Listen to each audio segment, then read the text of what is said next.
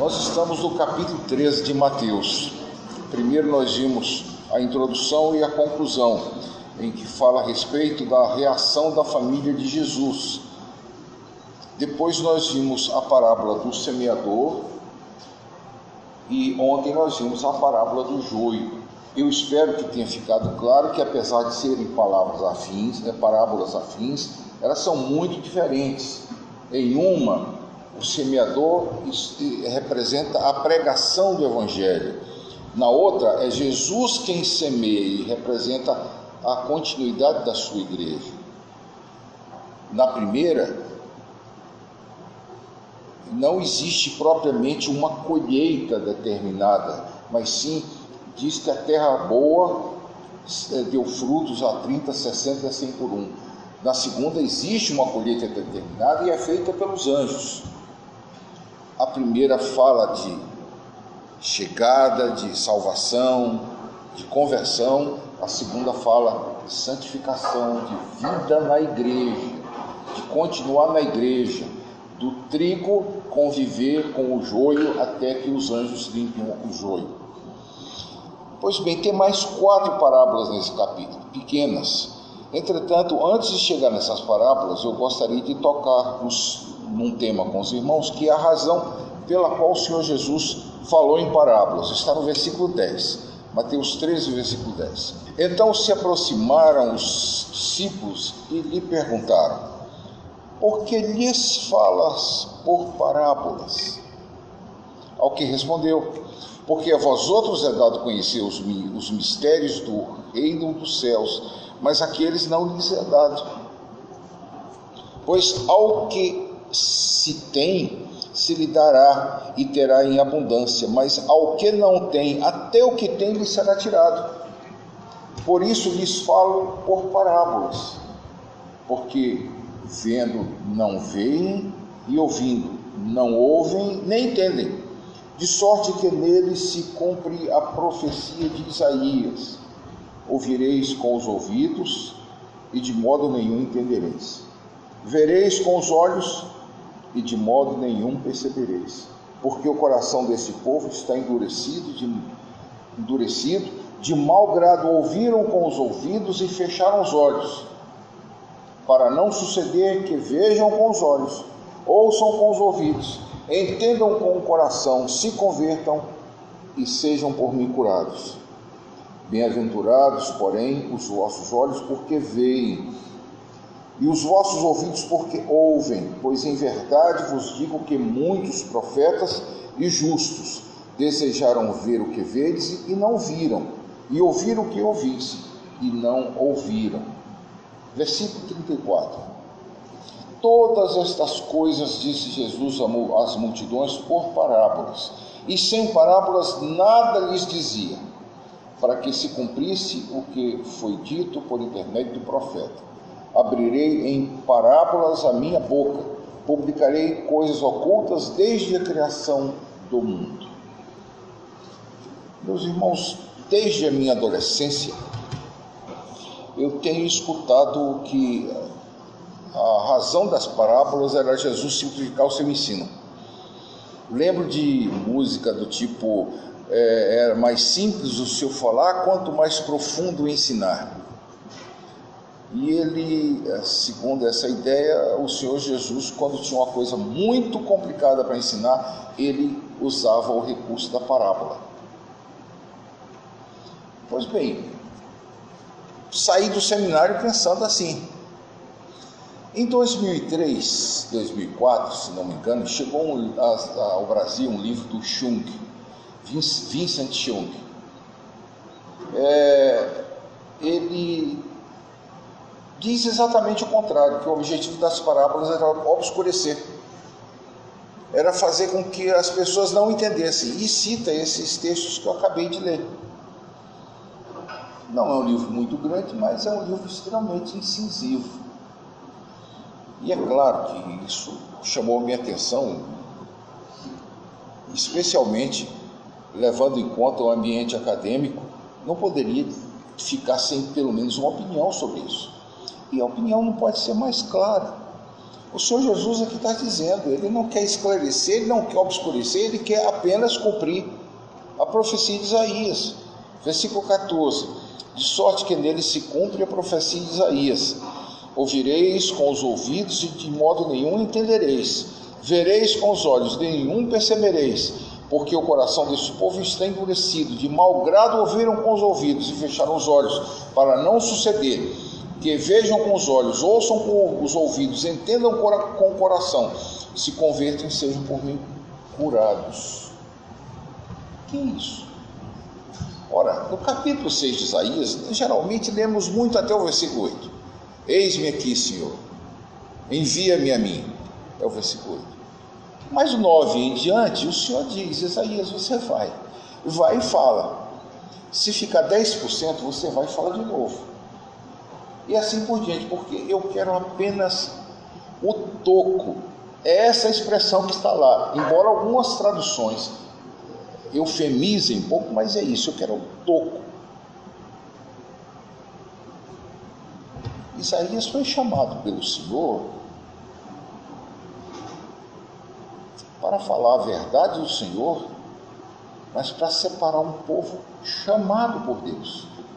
E era uma prefiguração, um tipo da função de Cristo. Algumas pessoas chegam até a dizer o seguinte: Jesus tinha dois modos de falar. Quando ele falava só com os seus discípulos, ele ensinava de um jeito. Quando chegava às multidões, ele usava parábolas. Especialmente no versículo 34, dá a impressão que abona isso. Todas essas coisas Jesus disse às multidões por parábolas. Disse às multidões por parábolas, e sem parábolas nada lhes dizia, para que se cumprisse o que foi dito por intermédio do profeta. Como isso afeta nós? Meus irmãos, afeta de um jeito muito claro. Quando nós estudamos o Diretório Litúrgico do Westminster, quem aqui não estudou comigo ainda, vai certamente, se Deus permitir, ainda vai ler esse texto, eu leio sempre nos meus cursos. O diretório diz que nós devemos expor a palavra com claridade, com simplicidade. Aliás, ele faz uma série de... São sete modos como a palavra deve ser exposta. Fielmente, dolorosamente e assim por diante. Mas ele chega ao ponto de dizer o seguinte, que ela deve ser exposta de tal modo que seja mais provável prevalecer do que o contrário. Ou seja, você deve usar todos os argumentos possíveis que estiver à sua mão para que a mensagem do Senhor seja recebida, entendida. Lembre-se da parábola do joio, do semeador, a primeira. Quem são os que caíram em boa terra? Os que ouviram a palavra e entenderam. É o que está escrito lá. Meus irmãos, não há dúvida, vocês são treinados em ferramentas para entender o que está escrito, mas não para entender o que uma tradução disse, porque a tradução ela tem que cobrir um tempo de 2.000 anos, talvez até mais, 2 a 3.000 anos, tem que cobrir um espaço enorme, uma cultura completamente diferente, de modo que às vezes não dá para se traduzir perfeitamente a palavra de Deus na língua brasileira, a não ser que a gente faça todo um torneio linguístico de apresentar, e isso é a tarefa do sermão. Você pode ver quanto mais popular é a tradução, mais ela fica devendo. E alguns bacharéis aqui mesmo já chegaram para mim, mas é muito difícil entender. Reclame de você que não está entendendo. Pegue o dicionário e comece a estudar. Pegue e faça a exegese. A culpa não é do texto, é seu. Porque quem escreveu isso era um pobre coitado. O melhorzinho deles era cobrador de imposto. O resto era pescador. Pois bem, mas nós temos um caso estranho na palavra de Deus. O caso de Jonas. Jonas chega em Nínive e prega um sermão com muito má vontade. Ele sai em Nínive afora dizendo: ainda 3 dias e Nínive será subvertida. E toda Nínive se converte, com pano de saco e cinza, arrependidos. Como explica isso? Irmãos, aí está a diferença entre eu falar e Deus aplicar no coração.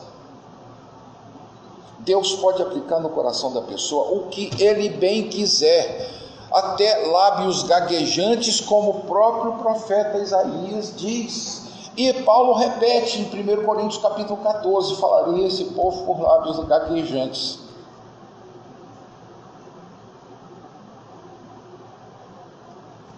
Deus pode aplicar no coração o que Ele quiser. Entretanto, isso não é desculpa para que eu não entenda bem e não faça com que o texto seja o mais claro possível. Eu exponho o texto de forma mais clara possível. Tinha Jesus 2 linguagens, umas para os discípulos, outras para as multidões. Eu acho que talvez a comparação seja o seguinte: a linguagem que eu tenho com os irmãos aqui não é a mesma que eu uso na congregação no interior de Minas Gerais, quando eu pastoreei. Questão de adaptação. Mas que o Senhor conhecia os corações diferentemente de mim, conhecia. Eu, como semeador da primeira parábola, eu jogo semente, algumas caem no caminho, outras na pedra, outras nos espinhos e outras em boa terra. Porque eu sou cego, eu não conheço o coração de ninguém que está na minha frente, mas o Senhor Jesus conhecia. E o Senhor Jesus chegava para Nicodemos e dizia: é necessário nascer de novo. Quando Nicodemos não entendeu: você é mestre em Israel e não sabe essas coisas? Chegou para a mulher flagrada em adultério e falou com ela de modo diferente: alguém te acusou? Nem eu te acuso mais, vai e não peques mais. Para um que se julgava mestre em Israel, era necessário nascer de novo. Para aquela pobre coitada, era uma palavra de carinho, mas a imposição: vai e não peques mais.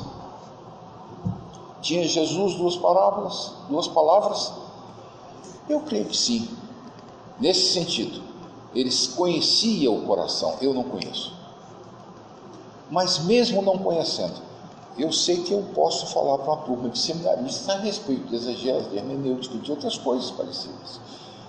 Mas para uma congregação na cidade, lá do interior de Minas Gerais, que eu pastoreei, que era a congregação da igreja que eu pastoreava, não tem jeito. Eu tenho que adequar a linguagem. Eu adequo a linguagem. O Senhor fala ao coração. Essa é a função das palavras. Que Deus nos ajude a entender isso. E que Deus nos ajude a aplicar em nosso ministério.